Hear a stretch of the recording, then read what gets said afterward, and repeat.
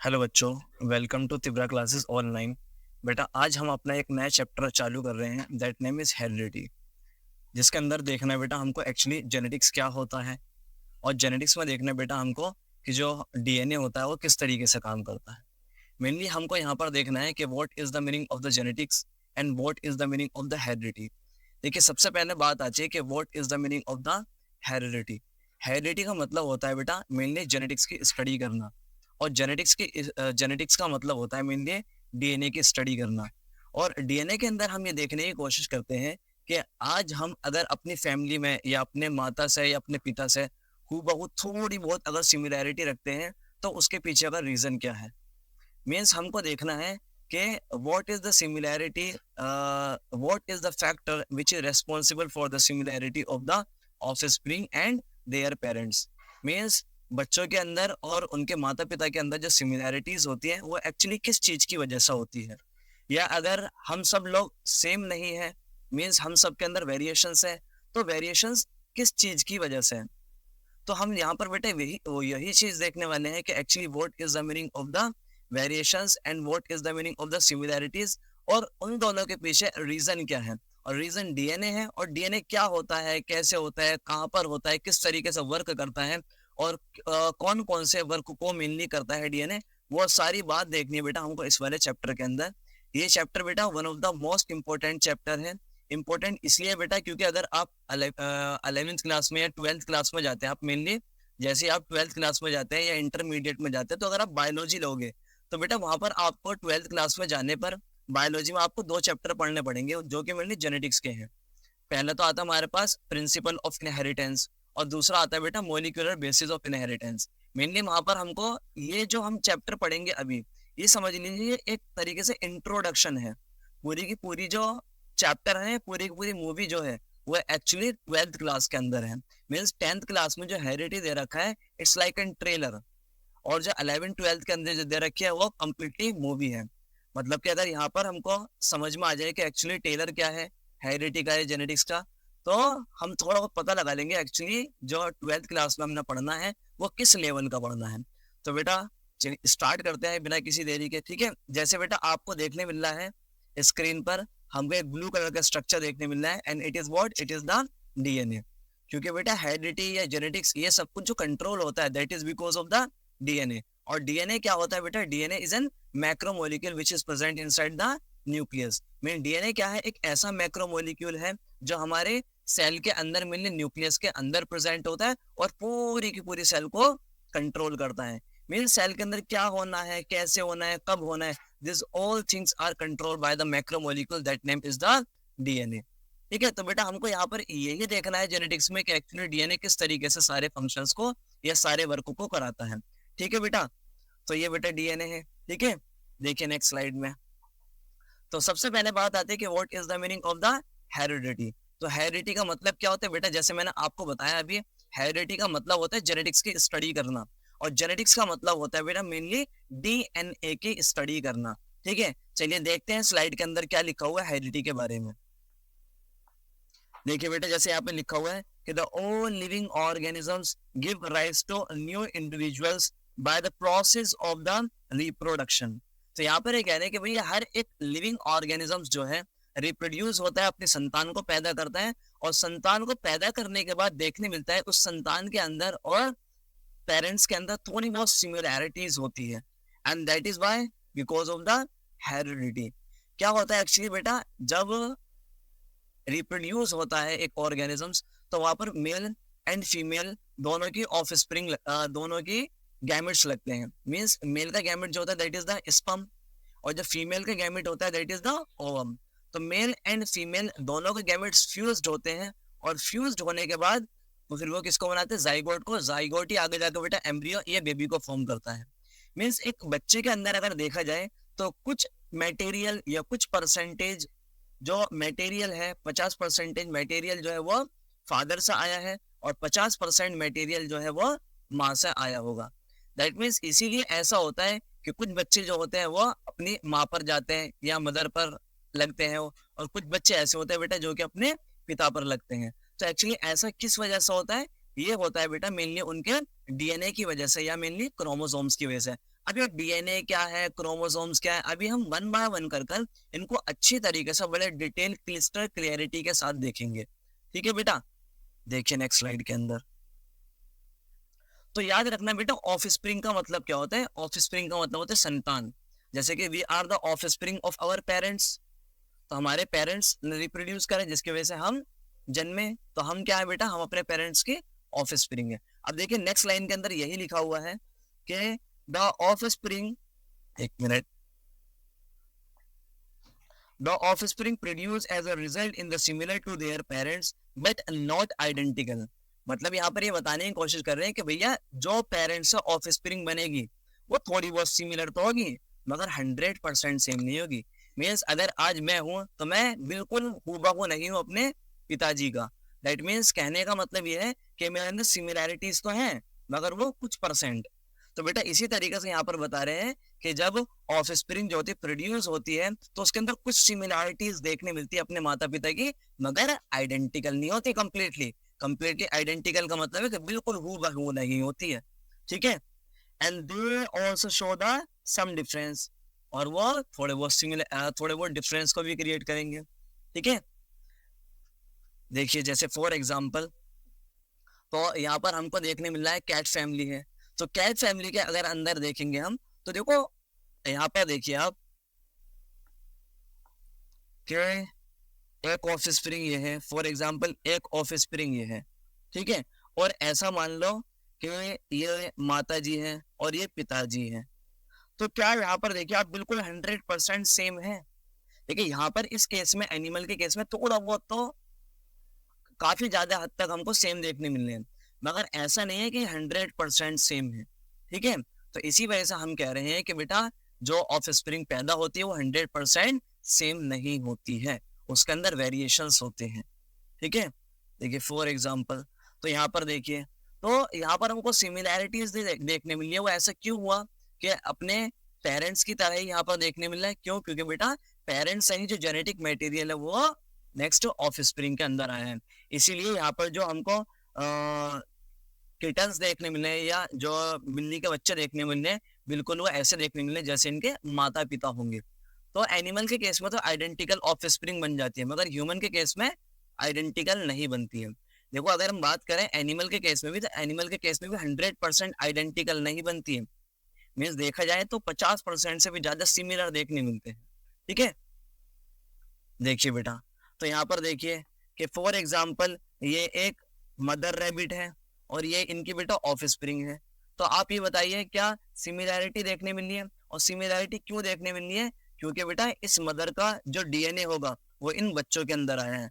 That's why DNA क्या करता है, मेनली डीएनए क्या करता है, जो पेरेंट्स के अंदर इंफॉर्मेशन लिखी हुई होती है डीएनए के अंदर, वही आगे जाके बच्चों के अंदर आ जाती है। मतलब ऐसे समझ लीजिए, एक पेरेंट्स पिंक कलर का है, रेड कलर का है फॉर एग्जाम्पल, एक पेरेंट जो है वो रेड कलर का है और दूसरा पेरेंट जो है बेटा वो व्हाइट कलर का है, और दोनों अगर मिक्सअप होंगे तो जो ऑफ स्प्रिंग पैदा होगी वो कैसी होगी? पिंक से कलर की। मतलब वो 100% रेड पेरेंट्स के जैसा भी नहीं है और वो 100% व्हाइट पेरेंट्स के जैसा भी नहीं है। मतलब तो दोनों का क्या है, वो एक कंपोजिशन है। इसी वजह से हम कह रहे हैं कि जो ऑफ स्प्रिंग बनती है वो 100% आइडेंटिकल नहीं होती है अपने पेरेंट्स से, मगर सिमिलैरिटी जरूर आती है माता पिता की। ठीक है, माता पिता के कैरेक्टर्स बच्चों के अंदर जरूर ट्रांसफर होते हैं। ठीक है, जैसे आपने देखा होगा कि कुछ के पेरेंट्स बहुत हाइट में बहुत ज्यादा अच्छे हैं, तो उनके जो बच्चे होते हैं उनकी भी हाइट काफी हमको देखने मिलेगी। तो यहाँ पर ऐसा क्या हुआ कि जो माता पिता की जो हाइट देने वाले जीन है डीएनए के अंदर, वो ऑफ स्प्रिंग के अंदर भी आ गई है और वो शो करेगी। तो जो बच्चे होंगे ऑफ स्प्रिंग होंगी, उनकी भी हाइट जैसी माता पिता की ऐसी रहेगी। मतलब कि हमारा जो मॉर्फोलॉजिकल कैरेक्टर है, मीन्स हम कैसे दिखते हैं, ठीक है, तो वो सारी की सारी चीज जो कंट्रोल करता है वो आया हुआ डीएनए जो हमारे पेरेंट्स से हमारी बॉडी के अंदर है उसके हाथ में होता है। ठीक है, देखिए बेटा, जैसे फॉर एग्जांपल अगर यहाँ पर देखेंगे हम तो रैबिट है। अब रैबिट से क्या हुआ? रैबिट का ही बेबी फॉर्म हुआ। ऐसे थोड़े ना कि रैबिट से किसी दूसरे एनिमल, रैबिट जो है उसे रैबिट किसी दूसरे एनिमल को जन्म दे रहा है? नहीं। क्यों? क्योंकि उसका डीएनए दूसरे एनिमल का नहीं है, उसका डीएनए खुद रैबिट का है। तो रैबिट जो होगा अपनी ऑफस्प्रिंग के अंदर जो डीएनए देगा वो ऑफस्प्रिंग रैबिट ही होगी। ठीक है बेटा, देखें यहाँ पर, तो बेहतरीन इमेजेस है, ये एक एनिमेशन है जिसमें देखने मिल रहा है कि जो बच्चे हैं वो अपने माता पिता के जैसे हैं.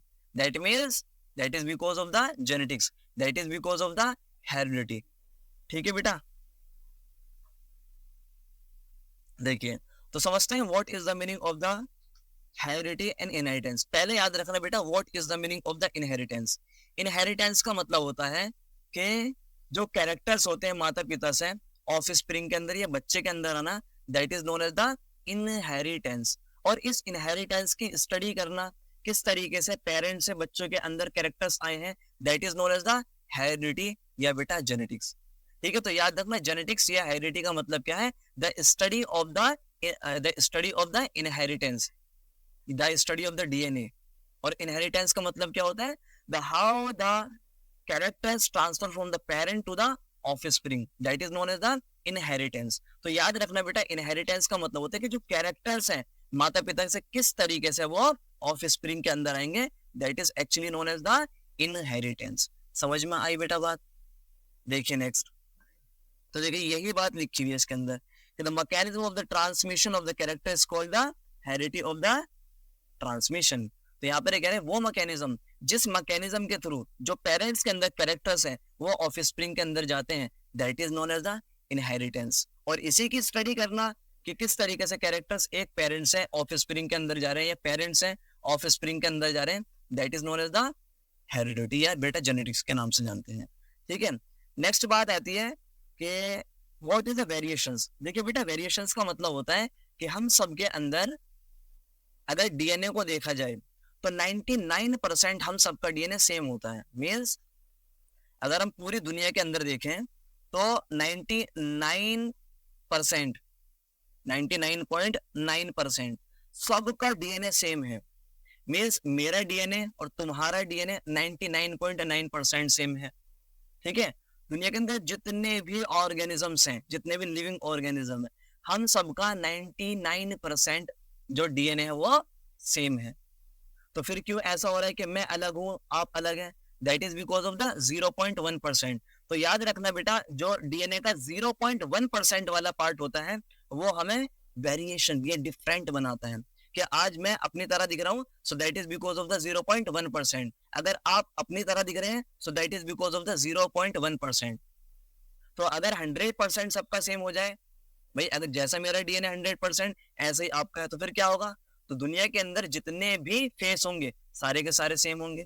मतलब किसने चोरी की है पता ही नहीं चलेगा, है क्या नहीं. तो इसीलिए बेटा अल्लाह ताला ने या भगवान ने ऐसा बना रखा है कि हम सबके जो डीएनए है वो 99% तो सेम है मगर 0.1% सबके अलग अलग है. इसी वजह से बेटा हम सब बिल्कुल अलग हैं और ये 0.1% ही मेनली सबको अलग बना रहा है. ये दुनिया के अंदर जो डाइवर्सिटी है कि अफ्रीका के लोग बिल्कुल अलग हैं, अमेरिका के लोग अलग हैं, रशिया के बिल्कुल अलग है, इंडियंस बिल्कुल अलग हैं. सो that is because of the 0.1%. और ये 0.1% दुनिया के अंदर बहुत बड़ी डाइवर्सिटी क्रिएट कर रहा है. डाइवर्सिटी क्रिएट मीन्स विभिन्नता, या हम कह सकते हैं डिफरेंस.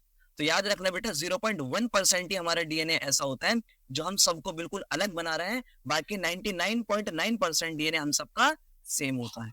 ठीक है बेटा, देखिए बेटा वही सारी बात मैंने लिख रखी है नोट्स के अंदर कि the difference seen among individual is called the variation, कि हम सबके अंदर वेरिएशन देखने मिलता है.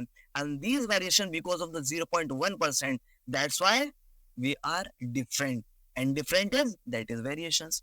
अब देखिए वेरिएशंस होना क्यों जरूरी है.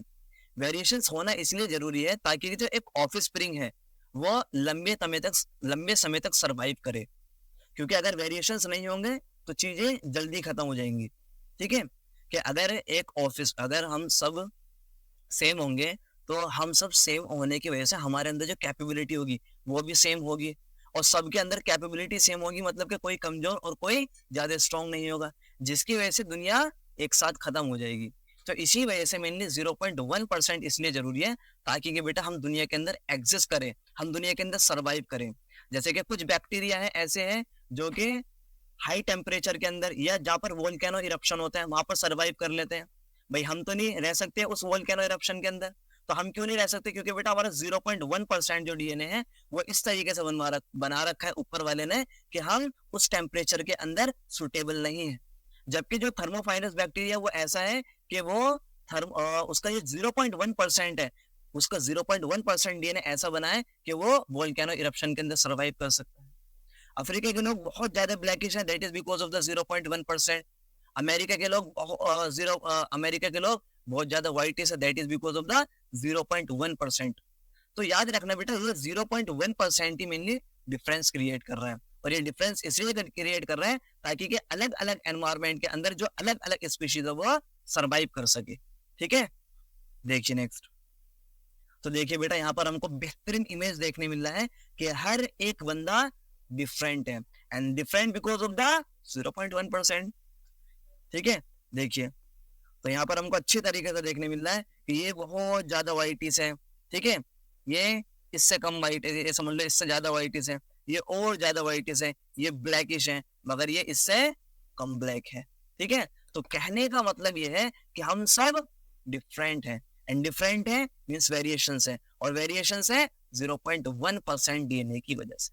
ठीक है बेटा, देखिए next. So what is the importance of variations? ताकि कि हम सरवाइव कर सके, ताकि कि हम एनवायरमेंट के साथ लड़ सके। ठीक है, ताकि कि हम एनवायरमेंट के साथ ढल सके।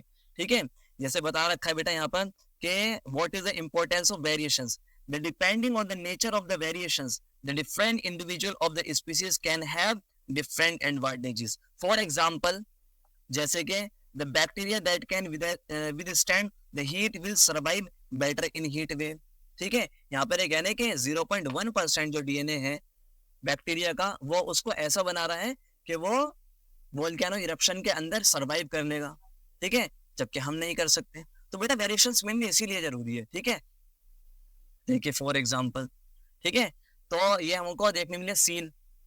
अब सील का जो 0.1% डीएनए है वो उसके कानों को छोटा छोटा बनाता है। मीन्स इतने छोटे उसके कान होते हैं कि हमको देखने भी नहीं मिलते। देखो कितने छोटे इसके ईयर हैं, देखिए नहीं कितने छोटे ईयर हैं इसके, तो कितने छोटे ईयर, जबकि हमारे काफी बड़े बड़े ईयर्स होते हैं। तो ऐसा क्यों हुआ कि हमारे जो ईयर्स हैं वो बहुत बड़े हैं, सील के बहुत छोटे हैं, जबकि एलिफेंट के देखो उसके बहुत ही बड़े ईयर हैं। तो ऐसा क्यों? क्योंकि बेटा जहाँ पर सील रहती है मेनली अंटार्कटिका के अंदर रहती है, ये जहाँ पर टेम्परेचर बहुत कम होता है, और जहाँ पर टेम्परेचर बहुत कम है वहां पर हीट की जरूरत होगी या नहीं होगी? भाई हीट की जरूरत है वहां पर, और अगर हमारे कान बड़े बड़े होंगे तो हमारी बॉडी से हीट सारी निकल जाएगी। और मेनली सील रहती है कहाँ पर? जहाँ पर टेम्परेचर बहुत कम है, और जहाँ पर टेम्परेचर बहुत कम है वहां पर बॉडी को अंदर टेम्परेचर की बहुत जरूरत है। इसीलिए भगवान ने या ऊपर वाले ने, अल्लाह ताला ने जो सील के जो कान बना रखे वो बहुत छोटे छोटे बना रखे, किस लिए? ताकि कि हीट कम से कम एलिमिनेट हो, और हीट कम से कम एलिमिनेट होगी तो हीट रहेगी उसकी बॉडी के अंदर, और हीट अगर बॉडी के अंदर रहेगी तो वो कम टेम्परेचर में बहुत अच्छी तरीके से सर्वाइव कर लेगी। अगर कान बहुत बड़े बड़े हो जाए सील के तो सारे टेम्परेचर बाहर निकल जाएगा, टेम्परेचर बाहर निकलने की वजह से वो तो बेचारी ठंड के मारे मर जाएगी। जबकि हाथी के इतने बड़े बड़े कान क्यों बनाए? क्योंकि उसका वेट भी बहुत है, उसका साइज बहुत बड़ा है, और साइज बहुत बड़ा तो टेम्परेचर भी ज्यादा बनेगा उसकी, मतलब उसकी बॉडी के अंदर हीट बहुत बनेगी, और हीट बहुत बनेगी तो उसको ज्यादा ही हीट बाहर निकालनी पड़ेगी, तो इसीलिए उसके कान बहुत बड़े बड़े होते हैं। ठीक है, तो याद रखना बेटा मेनली ये 0.1% का ही कमाल है कि जो सील है उसके बहुत छोटे कान हैं, और जो हम हैं हमारे मीडियम से, और हाथी के बहुत ही बड़े बड़े कान हैं। That is because of the 0.1%, that is because of the variations. ठीक है बेटा, देखिए so the main advantages of the variation to species is that it increase the chances of its survival in a changing environment। ठीक है, तो mainly किस लिए? ताकि कि जो एनवायरमेंट है वो चेंज हो, और एनवायरमेंट चेंज हो और उस एनवायरमेंट के साथ वो जो ऑर्गेनिज्म हो वो सर्वाइव कर ले। जैसे फॉर एग्जांपल, भाई एक कंपनी है नोकिया कंपनी, क्या आज वो हमको देखने मिलनी है? क्यों नहीं देखने मिलनी है? क्योंकि उसने वक्त के साथ अपना आप को मॉडिफाई नहीं किया है। इसी तरीके से बताते हैं जब जोरासिक पीरियड था, जोरासिक मीन्स वो पीरियड बेटा जिस पीरियड में डायनासोर्स पाए जाते थे, तो बहुत सारे रीजन है डायनासोर क्यों खत्म हो गए, क्यों ऑब्सोलीट हो गए। तो कुछ थ्योरी ये बताती है कि डायनासोर मेनली इसलिए खत्म हुए क्योंकि डायनासोर्स ने एनवायरमेंट के साथ अपना आप को ढाला नहीं, या एनवायरमेंट के साथ अपना आप को चेंज नहीं किया। और कुछ थ्योरीज ये बताती है कि डायनासोर के पीरियड में, जोरासिक पीरियड में कोई बीमारी चली, और वो बीमारी इतनी खतरनाक थी कि जो जितने भी डायनासोर थे वो सारे के सारे दुनिया से खत्म हो गए या ऑब्सोलीट हो गए। फॉर एग्जाम्पल ऐसे समझ लीजिए जैसे कि अब जो वक्त है गर्मी का है, ठीक है, अब हम एक सिंगल लेयर के अंदर सर्वाइव कर सकते हैं। और जब बहुत ज्यादा ठंड पड़ेगी तो उस समय क्या हम एक सिंगल लेयर के अंदर सर्वाइव कर सकते हैं? नहीं। तो क्या करना पड़ेगा, हमें अपना आप को वक्त के साथ साथ या जो वेदर है उसके अकॉर्डिंग मॉडिफाई करना पड़ेगा अगर हमें सर्वाइव करना है। तो इसीलिए बेटा जब एनवायरमेंट के साथ सर्वाइव करने के लिए वेरिएशन होना बहुत जरूरी है, क्योंकि अगर वेरिएशन नहीं होगा तो सब सेम होंगे और सबके सब अलग अलग एनवायरमेंट में नहीं रह सकते। अगर सब चीजें सेम है तो एक ही जगह रह सकती है। मीन सारी की सारी फिशेज हैं तो वो सिर्फ पानी के अंदर रह सकती है, ऐसा थोड़ी ना है भाई कुछ फिश को निकालो तो जमीन पर रह सकती है कुछ फिश, और कुछ फिश को हम पानी के अंदर रख सकते हैं। भाई जब सारी की सारी फिशेज सेम होंगे तो फिश तो सिर्फ रहती है कहाँ पर? वाटर के अंदर। सो दैट मीन्स अगर सब चीजें सेम हो जाएंगी, वेरिएशन नहीं होंगे, तो बेटा सर्वाइवल रेट बहुत कम हो जाएगा। ठीक है, तो मेनली इसीलिए होता है वेरिएशन, ताकि कि जो चीजें हैं वो एनवायरमेंट के साथ ढले, और जो चीजें एनवायरमेंट के साथ नहीं डलती है या एनवायरमेंट के साथ चेंज नहीं होती है वो दुनिया से खत्म हो जाती है। ठीक है, देखिए फॉर एग्जाम्पल ये है हमारे पास dinosaurs. So dinosaurs is an organism open period of Jurassic period. ये बेटा आप 12th क्लास में चैप्टर है दैट नेम इज एवोल्यूशन, वहां पर आप अच्छी तरीके से समझोगे कि एक्चुअली डायनासोर जो होते हैं वो जोरासिक पीरियड में पाए जाते थे, कौन कौन से थे। तो बेटा मेनली दुनिया का जो सबसे बड़ा डायनासोर था ना वो था टीरेक्स। तो टीरेक्स दुनिया का सबसे बड़ा डायनासोर था। ठीक है, देखिए तो सबसे पहले बात आती है कि what is heredity. We know very well, पता तो चल चुका है कि डीएनए की स्टडी करना या किस तरीके से कैरेक्टर ट्रांसफर हो रहे हैं उसका स्टडी करना, mainly that is known as the heredity. तो यहाँ पर क्या है, heredity means the transmission of character from parent to offspring. Means character का ट्रांसफर होना पेरेंट से ऑफस्प्रिंग तक, that is known as the heredity. ठीक है बेटा, जैसे फॉर एग्जांपल देखिए कितना बेहतरीन इमेज है। ठीक है, you know very well who is she. तो ये कौन है बेटा? ये एक वक्त की मिस वर्ल्ड रह चुकी है। तो देखिए आप इनको देखिए, ठीक है, तो ये ठीक है ऐश्वर्या राय हैं, और इनकी माता को देखिए, तो इनके अंदर जो है सिमिलैरिटीज हैं। और सिमिलैरिटी क्यों है? क्योंकि इनकी माता का डीएनए जो है बेटा इनकी बॉडी के अंदर है ना। तो जेनेटिक्स बहुत इंपॉर्टेंट है। तो आज अगर हम अपने माता पिता के तरह थोड़ी बहुत दिख रहे हैं, सो that is because of the heredity या बेटा जेनेटिक्स की वजह से। ठीक है बेटा, देखिए तो यहाँ पर देखिए ये भी एक सेलिब्रिटी है, और ये भी किसकी तरह देखने मिल रही है? अपनी माँ की तरह देखने मिल रही है। दैट्स व्हाई यहाँ पर भी इनहेरिटेंस हुआ है या हेरिडिटी हुई है। ठीक है बेटा, देखिए नेक्स्ट बेहतरीन डायग्राम है या बेहतरीन इमेज है। तो यहाँ पे एक सेलिब्रिटी है जो बिल्कुल हूबहू अपनी माता की तरह दिख रही है, and that is because of the genetics, that is because of the heredity. ठीक है बेटा, देखिए नेक्स्ट।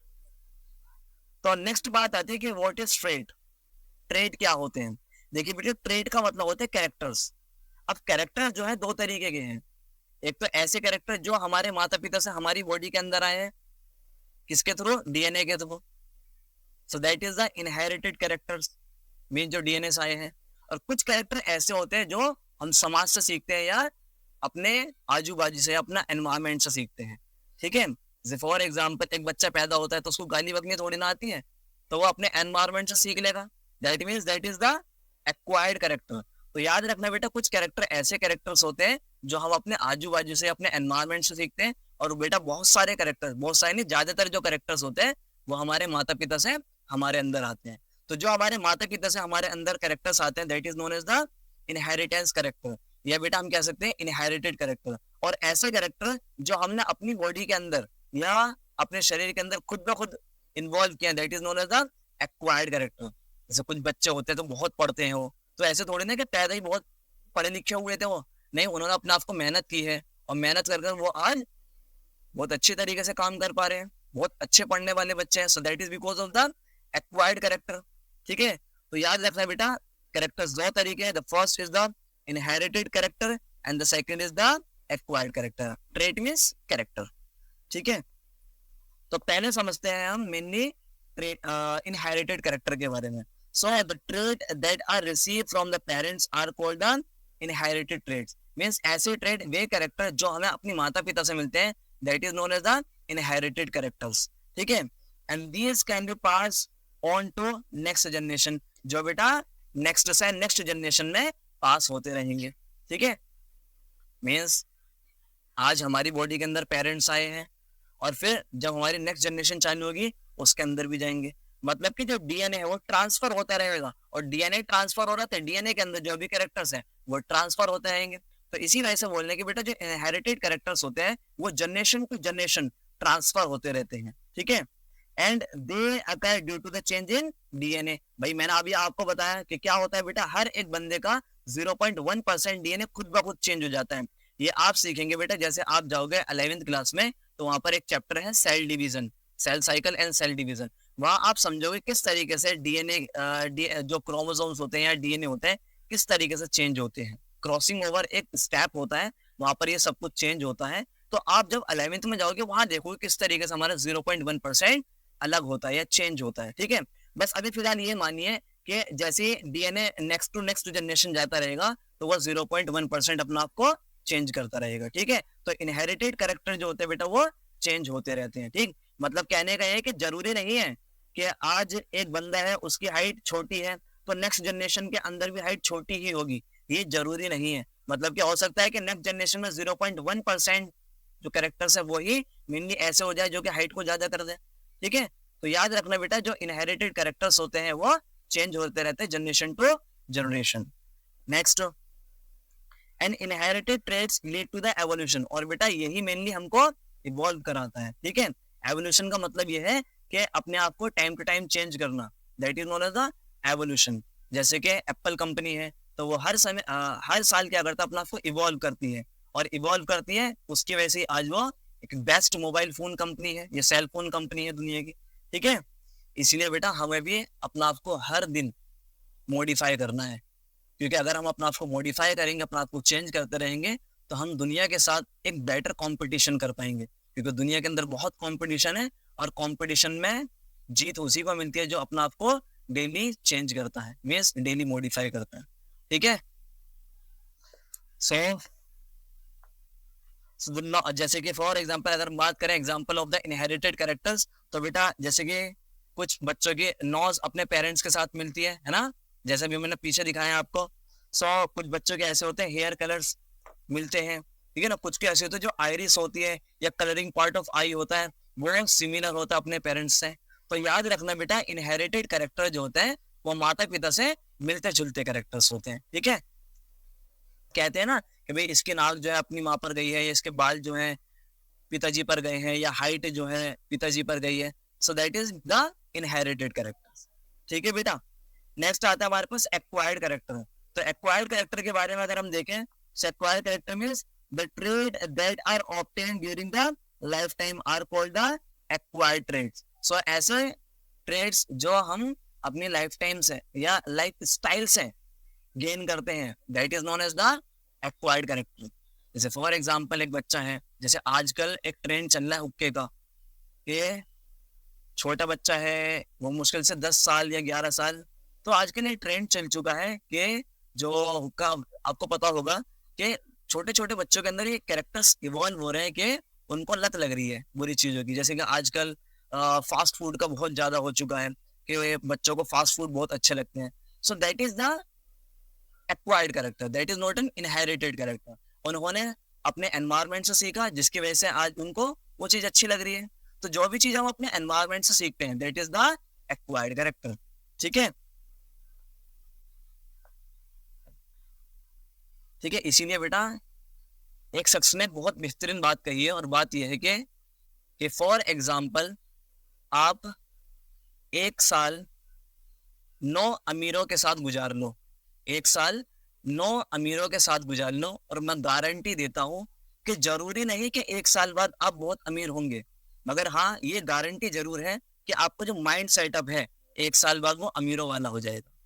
इसी तरीके से कि एक साल 9 शराबियों के साथ गुजार लो, मैं गारंटी देता हूं कि 10वें शराबी तुम ही होंगे। तो इसका मतलब क्या हुआ कि हम एनवायरनमेंट से चीजें जो भी सीखेंगे वो एक्वायर्ड कैरेक्टर्स होंगे, ठीक है। देखिए, and they can be pass on the next generation, ठीक है। मतलब कहने का है कि बेटा एक्वायर्ड कैरेक्टर जो है वो वो जनरेशन टू जनरेशन पास नहीं होते हैं, ठीक है। मतलब जरूरी नहीं है कि राजा का बेटा ही राजा बने, ठीक है। अगर राजा का बेटा ही राजा बनता है तो इसका मतलब ये इनहेरिटेड कैरेक्टर्स आगे जाएंगे, मगर ऐसा नहीं होता है, ठीक है। And no change in the DNA is involve.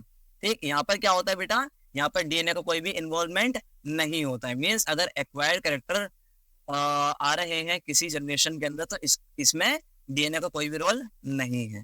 ठीक है, and they don't result in evolution, और ये कोई इवोल्यूशन का भी पार्ट नहीं। ठीक है, मतलब कि अगर कोई बंदा सही है और दूसरा सुट्टा मार रहे हैं या खूब सिगरेट पी रहा है तो इसका मतलब ये नहीं कि वो बंदा इवॉल्व हो रहा है।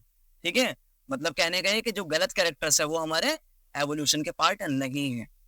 ठीक है बेटा, देखिए next, and the learning a new language, है ना भाई, हम क्या करते हैं एनवायरमेंट से नई नई लैंग्वेज सीखते हैं। ठीक, तो नई नई लैंग्वेज सीखना that is the acquire characters, and the playing tennis that is also an acquire character. For example Cristiano Ronaldo है, तो उनके पिताजी कोई फुटबॉलर थोड़ी ना है, मगर वो एक बेस्ट फुटबॉलर है, और ये जरूरी नहीं है कि उनके जो नेक्स्ट जनरेशन है क्रिस्टियानो रोनाल्डो के जो बेटे हैं वो फुटबॉलर ही हो, नहीं ना। तो कहने का मतलब ये है कि बेटा जो हमारे जो मेनली एक्वायर कैरेक्टर्स होंगे वो जरूरी नहीं है कि नेक्स्ट जनरेशन के अंदर जाए। ठीक है, देखिए, तो फॉर एग्जांपल जैसे आपको देखने मिलने, it is what, it is acquire character और इनहेरिटेड कैरेक्टर्स। बिल्कुल सही है, एक्वायर कैरेक्टर्स हैं। ठीक है बेटा, और ये क्या है, ये एक्वायर कैरेक्टर्स है या इनहेरिटेड कैरेक्टर्स है। तो यहाँ पर क्या हो रहा है बेटा, जनरेशन टू जनरेशन कैरेक्टर जा रहे हैं, that's why it is the inherited character. ठीक बेटा, और ये सब कुछ जो कंट्रोल हो रहा है that is because of the macromolecule and that name is the DNA. तो याद रखना बेटा, जितना भी इनहेरिटेड कैरेक्टर एक जनरेशन से दूसरी जनरेशन के अंदर जा रहा है that is because of the DNA, जिसको हम डीऑक्सीराइबोज न्यूक्लिक एसिड के नाम से जानते हैं। ठीक है बेटा।